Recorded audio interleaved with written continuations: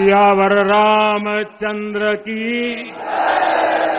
सियावर रामचंद्र की जय सिया राम। उत्तर प्रदेश की राज्यपाल आनंदीबेन पटेल, राष्ट्रीय स्वयंसेवक संघ के परम पूजनीय सरसंघ चालक डॉक्टर मोहन भागवत जी, उत्तर प्रदेश के मुख्यमंत्री योगी आदित्यनाथ जी, श्री राम जन्मभूमि तीर्थ क्षेत्र ट्रस्ट के अध्यक्ष पूज्य महंत नृत्य गोपाल दास जी, पूज्य संत समाज, यहां पधारे सभी भक्तगण, देश और दुनिया से इस ऐतिहासिक पल के साक्षी बन रहे कोटि कोटि राम भक्त, देवी और सज्जनों, आज अयोध्या नगरी भारत की सांस्कृतिक चेतना के एक और उत्कर्ष बिंदु की साक्षी बन रही है। आज संपूर्ण भारत, संपूर्ण विश्व राममय है।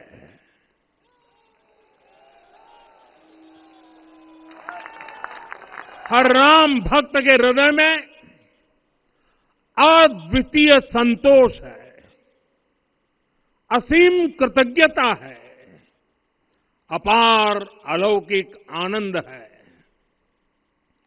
सदियों के घाव भर रहे हैं, सदियों की वेदना आज विराम पा रही है, सदियों का संकल्प आज सिद्धि को प्राप्त हो रहा है। आज उस यज्ञ की पूर्णाहुति है जिसकी अग्नि 500 वर्ष तक प्रज्वलित रही। जो यज्ञ एक पल भी आस्था से डिगा नहीं, एक पल भी विश्वास से टूटा नहीं। आज भगवान श्री राम के गर्भगृह की अनंत ऊर्जा, श्री राम परिवार का दिव्य प्रताप इस धर्म ध्वजा के रूप में इस दिव्यतम भव्यतम मंदिर में प्रतिष्ठापित हुआ है। और साथियों, ये धर्म ध्वजा केवल एक ध्वजा नहीं, ये भारतीय सभ्यता के पुनर्जागरण का ध्वज है। इसका भगवा रंग, इस पर रचित सूर्य वंश की ख्याति, वर्णित ओम शब्द और अंकित कोविदार वृक्ष राम राज्य की कीर्ति को प्रतिरूपित करता है। ये ध्वज संकल्प है, ये ध्वज सफलता है, ये ध्वज संघर्ष से सृजन की गाथा है, ये ध्वज सदियों से चले आ रहे स्वप्नों का साकार स्वरूप है।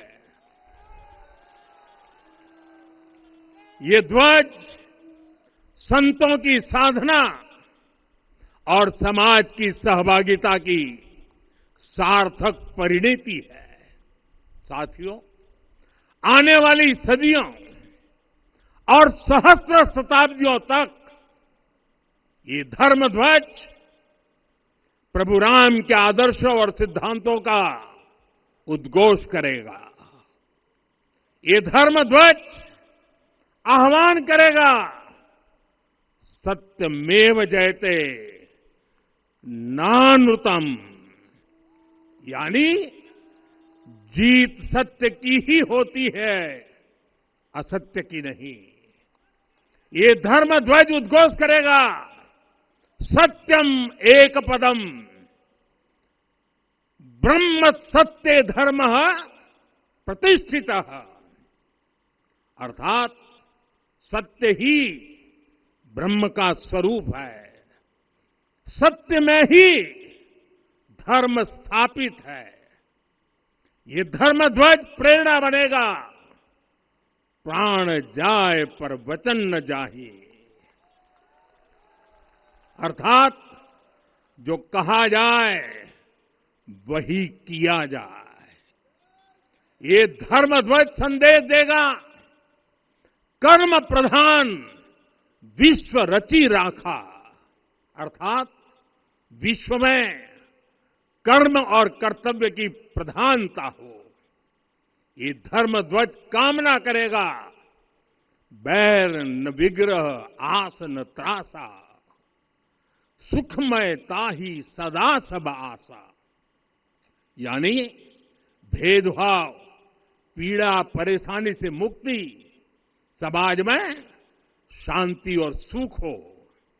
ये धर्म ध्वज हमें संकल्पित करेगा, नहीं दरिद्र कोउ दुखी न दीना, यानी हम ऐसा समाज बनाएं जहां गरीबी न हो, कोई दुखी या लाचार न हो। साथियों, हमारे ग्रंथों में कहा गया है, आरोपितम ध्वजम दृष्ट्वा, ये अभिनंदनित धार्मिका ते अपि सर्वे प्रमुच्यते महापातक कोटि भी, यानी जो लोग किसी कारण मंदिर नहीं आ पाते और दूर से मंदिर के ध्वज को प्रणाम कर लेते हैं, उन्हें भी उतना ही पुण्य मिल जाता है। साथियों, ये धर्म ध्वज भी इस मंदिर के ध्येय का प्रतीक है। ये ध्वज दूर से ही रामलला की जन्मभूमि के दर्शन कराएगा और युगों युगों तक प्रभु श्री राम के आदेशों और प्रेरणाओं को मानव मात्र तक पहुंचाएगा। साथियों, मैं संपूर्ण विश्व के करोड़ों राम भक्तों को इस अविस्मरणीय क्षण की, इस अद्वितीय अवसर की हार्दिक शुभकामनाएं देता हूं। मैं आज उन सभी भक्तों को भी प्रणाम करता हूं, हर उस दानवीर का भी आभार व्यक्त करता हूं जिसने राम मंदिर निर्माण के लिए अपना सहयोग दिया। मैं राम मंदिर के निर्माण से जुड़े हर श्रमवीर, हर कारीगर, हर योजनाकार, हर वास्तुकार, सभी का अभिनंदन करता हूं। साथियों, अयोध्या वह भूमि है जहां आदर्श आचरण में बदलते हैं। यही वह नगरी है जहां श्री राम ने अपना जीवन पथ शुरू किया था। इसी अयोध्या ने संसार को बताया कि एक व्यक्ति कैसे समाज की शक्ति से, उसके संस्कारों से पुरुषोत्तम बनता है। जब श्री राम अयोध्या से वनवास को गए तो वे युवराज राम थे, लेकिन जब लौटे तो मर्यादा पुरुषोत्तम बनकर के आए और उनके मर्यादा पुरुषोत्तम बनने में महर्षि वशिष्ठ का ज्ञान, महर्षि विश्वामित्र की दीक्षा, महर्षि अगस्त्य का मार्गदर्शन, निषाद राज की मित्रता, मां शबरी की ममता, भक्त हनुमान का समर्पण, इन सब की अनगिनत ऐसे लोगों की महत्वपूर्ण भूमिका रही है। साथियों, विकसित भारत बनाने के लिए भी समाज की इसी सामूहिक शक्ति की आवश्यकता है। मुझे बहुत खुशी है कि राम मंदिर का दिव्य प्रांगण भारत के सामूहिक सामर्थ्य की भी चेतना स्थली बन रहा है। यहां 7 मंदिर बने हैं। यहां माता शबरी का मंदिर बना है, जो जनजातीय समाज के प्रेम भाव और आतिथ्य परंपरा की प्रतिमूर्ति है। यहां निषादराज का मंदिर बना है। ये उस मित्रता का साक्षी है जो साधन नहीं, साध्य को, उसकी भावना को पूजती है। यहां एक ही स्थान पर माता अहिल्या है, महर्षि वाल्मीकि है, महर्षि वशिष्ठ है, महर्षि विश्वामित्र है, महर्षि अगस्त्य है और संत तुलसीदास है। रामलला के साथ साथ इन सभी ऋषियों के दर्शन भी यहीं पर होते हैं।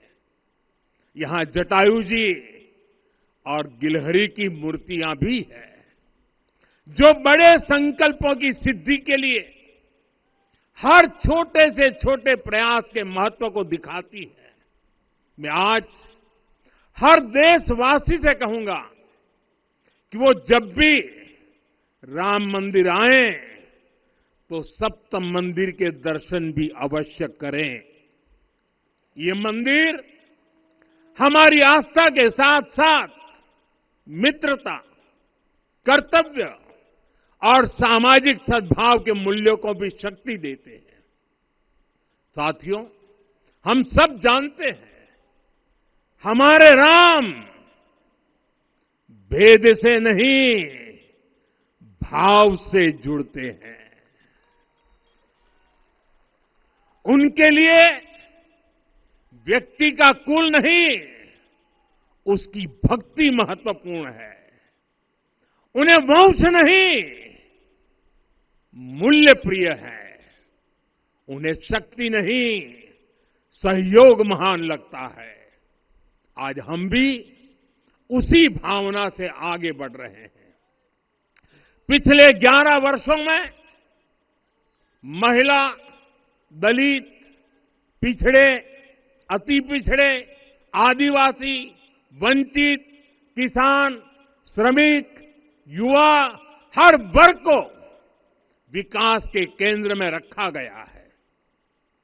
जब देश का हर व्यक्ति, हर वर्ग, हर क्षेत्र सशक्त होगा, तब संकल्प की सिद्धि में सबका प्रयास लगेगा और सबके प्रयास से ही 2047 जब देश आजादी के 100 साल मनाएगा, हमें 2047 तक विकसित भारत का निर्माण करना ही होगा।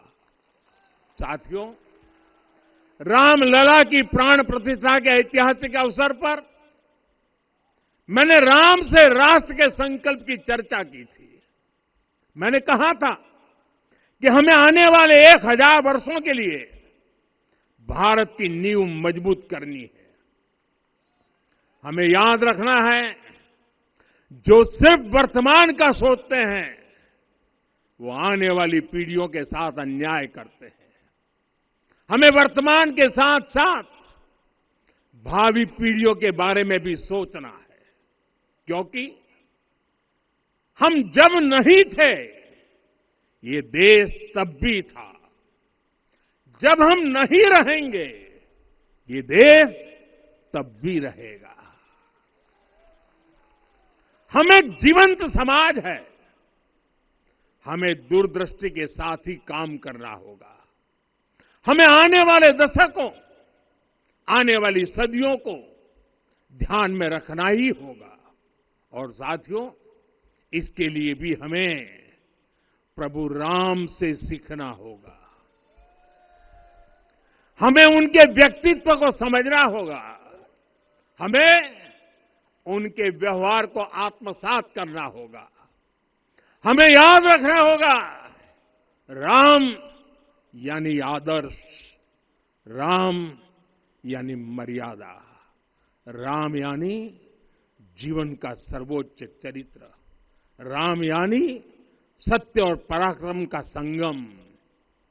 दिव्य गुणे शक्र समो रामः सत्य पराक्रमः। राम यानी धर्म पथ पर चलने वाला व्यक्तित्व। रामः सत्पुरुषो लोके सत्यः सत्यपरायणः। राम यानी जनता के सुख को सर्वोपरि रखना।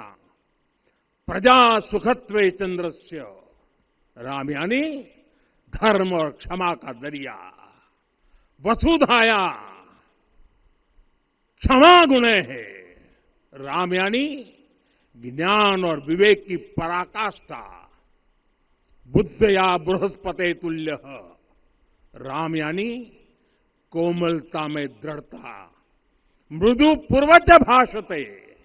राम यानी कृतज्ञता का सर्वोच्च उदाहरण। कदाचन नोपकारेण कृति नैकेन तुष्यति। राम यानी श्रेष्ठ संगति का चयन। शीला वृद्धे ज्ञान वृद्धे वयोवृद्धे च सज्जनै। राम यानी विनम्रता में महाबल। वीर्यवान च वीर्येण महता स्वेन विस्मितः। राम यानी सत्य का अडिग संकल्प। न च अनुत्र कथो विद्वान। राम यानी जागरूक, अनुशासित और निष्कपट मन। निस्तिंद्र अपम्रत च स्वदोष परदोषवित। साथियों, राम सिर्फ एक व्यक्ति नहीं, राम एक मूल्य है, एक मर्यादा है, एक दिशा है। अगर भारत को साल 2047 तक विकसित बनाना है, अगर समाज को सामर्थ्यवान बनाना है, तो हमें अपने भीतर राम को जगाना होगा। हमें अपने भीतर के राम की प्राण प्रतिष्ठा करनी होगी। और इस संकल्प के लिए आज से बेहतर दिन और क्या हो सकता है। साथियों, 25 नवंबर का यह ऐतिहासिक दिन अपनी विरासत पर गर्व का एक और अद्भुत क्षण लेकर आया है। इसकी वजह है धर्म ध्वजा पर अंकित कोविदार वृक्ष। ये कोविदार वृक्ष इस बात का उदाहरण है कि जब हम अपनी जड़ों से कट जाते हैं तो हमारा वैभव इतिहास के पन्नों में दब जाता है। साथियों, जब भरत अपनी सेना के साथ चित्रकूट पहुंचे तो लक्ष्मण ने दूर से ही अयोध्या की सेना को पहचान लिया। ये कैसे हुआ, इसका वर्णन वाल्मीकि जी ने किया है। और वाल्मीकि जी ने क्या वर्णन किया है? उन्होंने कहा है, विराजित उद्गत स्कंधम कोविदार ध्वजः रथे। लक्ष्मण कहते हैं, राम, सामने जो तेजस्वी प्रकाश में विशाल वृक्ष जैसा ध्वज दिखाई दे रहा है, वही अयोध्या की सेना का ध्वज है। उस पर कोविदार का शुभ चिन्ह अंकित है। साथियों, आज जब राम मंदिर के प्रांगण में कोविदार फिर से प्रतिष्ठित हो रहा है, यह केवल एक वृक्ष की वापसी नहीं है, यह हमारी स्मृति की वापसी है, हमारी अस्मिता का पुनर्जागरण है, हमारी स्वाभिमानी सभ्यता का पुनः उद्घोष है। कोविदार वृक्ष हमें याद दिलाता है कि जब हम अपनी पहचान भूलते हैं तो हम स्वयं को खो देते हैं, और जब पहचान लौटती है तो राष्ट्र का आत्मविश्वास भी लौट आता है। और इसलिए मैं कहता हूं, देश को आगे बढ़ना है तो अपनी विरासत पर गर्व करना होगा। साथियों, अपनी विरासत पर गर्व के साथ साथ एक और बात भी महत्वपूर्ण है, और वो है गुलामी की मानसिकता से पूरी तरह मुक्ति। आज से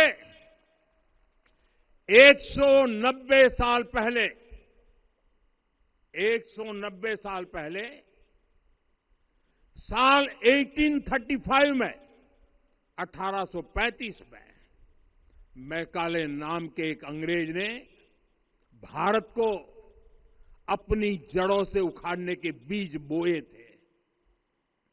मैकाले ने भारत में मानसिक गुलामी की नींव रखी थी। 10 साल बाद यानी 2035 में उस अपवित्र घटना को 200 वर्ष पूरे हो रहे हैं। कुछ दिन पहले मैंने एक कार्यक्रम में आग्रह किया था कि हमें आने वाले 10 वर्षों तक उस 10 वर्षों का लक्ष्य लेकर चलना है कि भारत को गुलामी की मानसिकता से मुक्त करके रहेंगे। साथियों, सबसे बड़ा दुर्भाग्य यह है कि मैकाले ने जो कुछ सोचा था उसका प्रभाव कहीं व्यापक हुआ। हमें आजादी मिली, लेकिन हीन भावना से मुक्ति नहीं मिली। हमारे यहां एक विकार आ गया कि विदेश की हर चीज, हर व्यवस्था अच्छी है और जो हमारी अपनी चीजें हैं उनमें खोट ही खोट है। साथियों, गुलामी की यही मानसिकता है जिसने लगातार यह स्थापित किया। हमने विदेशों से लोकतंत्र लिया। कहा गया कि हमारा संविधान भी विदेश से प्रेरित है, जबकि सच ये है कि भारत लोकतंत्र की जननी है, मदर ऑफ डेमोक्रेसी है। लोकतंत्र हमारे डीएनए में है। साथियों, अगर आप तमिलनाडु जाएंगे तो तमिलनाडु के उत्तरी हिस्से में उतिरमेरूर गांव है। वहां हजारों वर्ष पहले का एक शिलालेख है। उसमें बताया गया है कि उस कालखंड में भी कैसे लोकतांत्रिक तरीके से शासन व्यवस्था चलती थी, लोग कैसे सरकार चुनते थे। लेकिन हमारे यहां तो मैग्ना कार्टा की प्रशंसा का ही चलन रहा। हमारे यहां भगवान बसवन्ना, उनके अनुभव मंटपा की जानकारी भी सीमित रखी गई। अनुभव मंटपा यानी जहां सामाजिक, धार्मिक और आर्थिक विषयों पर सार्वजनिक बहस होती थी, जहां सामूहिक सहमति से निर्णय लिए जाते थे। लेकिन गुलामी की मानसिकता के कारण इस भारत की कितनी ही पीढ़ियों को इस जानकारी से भी वंचित रखा गया। साथियों, हमारी व्यवस्था के हर कोने में गुलामी की इस मानसिकता ने डेरा डाला हुआ था। अब याद करिए, भारतीय नौसेना का ध्वज सदियों तक उस ध्वज पर ऐसे प्रतीक बने रहे जिनका हमारी सभ्यता, हमारी शक्ति, हमारी विरासत से कोई संबंध नहीं था। अब हमने नौसेना के ध्वज से गुलामी के हर प्रतीक को हटाया है। हमने छत्रपति शिवाजी महाराज की विरासत को स्थापित किया है।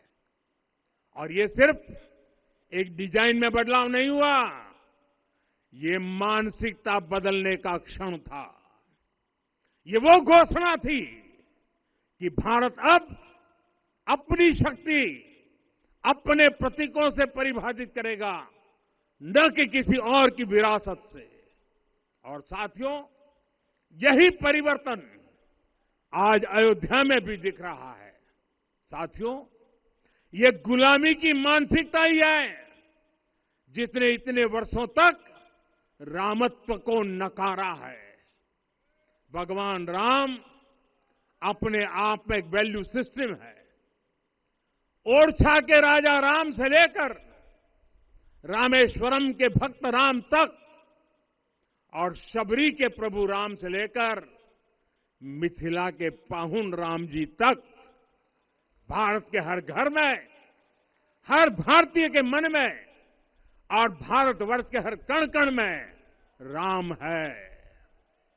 लेकिन गुलामी की मानसिकता इतनी हावी हो गई कि प्रभु राम को भी काल्पनिक घोषित किया जाने लगा। साथियों, अगर हम ठान लें अगले 10 साल में मानसिक गुलामी से पूरी तरह मुक्ति पा लेंगे और तब जाकर के ऐसी ज्वाला प्रज्वलित होगी, ऐसा आत्मविश्वास बढ़ेगा कि 2047 तक विकसित भारत का सपना पूरा होने से भारत को कोई रोक नहीं पाएगा। आने वाले 1000 वर्ष के लिए भारत की नींव तभी सशक्त होगी जब मैकाले की गुलामी के प्रोजेक्ट को हम अगले 10 साल में पूरी तरह ध्वस्त करके दिखा देंगे। साथियों, अयोध्या धाम में रामलला का मंदिर परिसर भव्य से भव्यतम हो रहा है और साथ ही अयोध्या को संवारने का काम लगातार जारी है। आज अयोध्या फिर से वह नगरी बन रही है जो दुनिया के लिए उदाहरण बनेगी। त्रेता युग की अयोध्या ने मानवता को नीति दी। 21वीं सदी की अयोध्या मानवता को विकास का नया मॉडल दे रही है।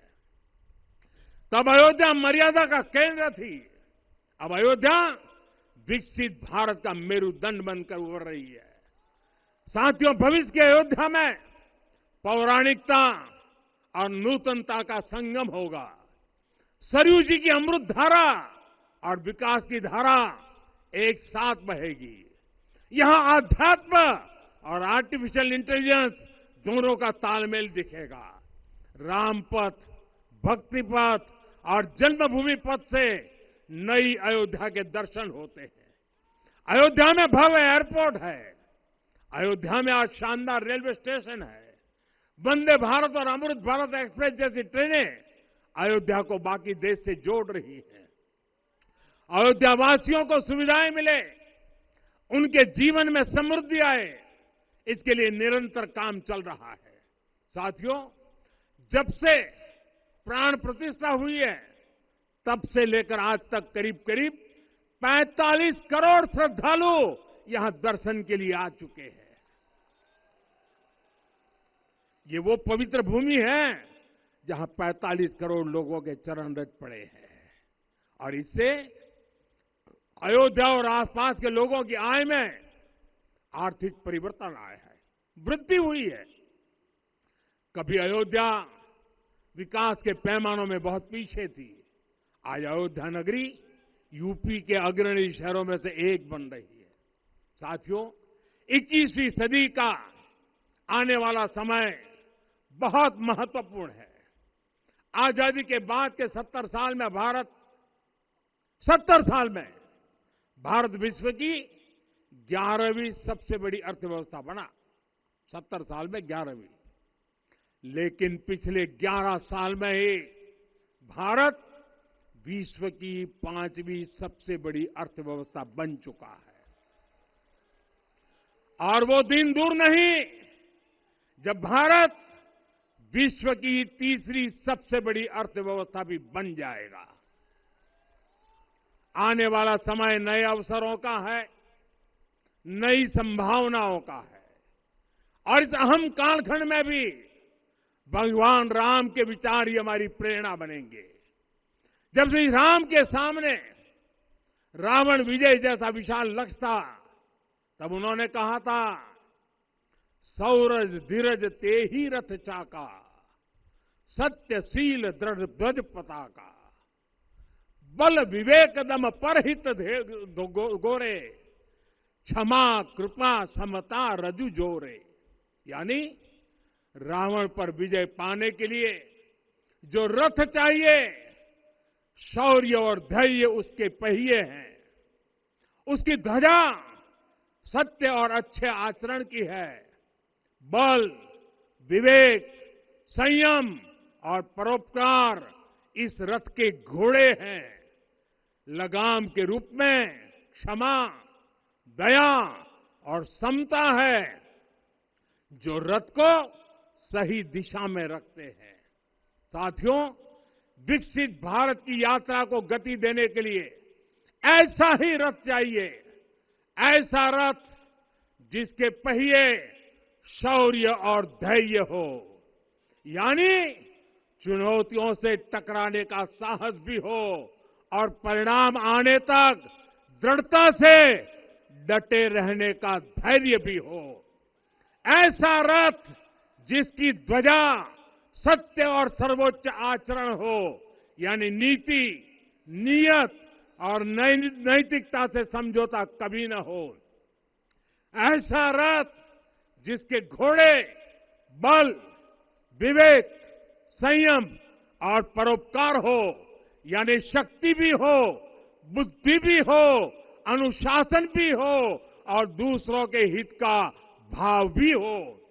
ऐसा रथ जिसकी लगाम क्षमा, करुणा और संभाव हो, यानी जहां सफलता का अहंकार नहीं और असफलता में भी दूसरों के प्रति सम्मान बना रहे। और इसलिए मैं आदरपूर्वक कहता हूं, ये पल कंधे से कंधा मिलाने का है, ये पल गति बढ़ाने का है। हमें वो भारत बनाना है जो राम राज्य से प्रेरित हो, और ये तभी संभव है जब स्वयं हित से पहले देश हित होगा, जब राष्ट्र हित सर्वोपरि रहेगा।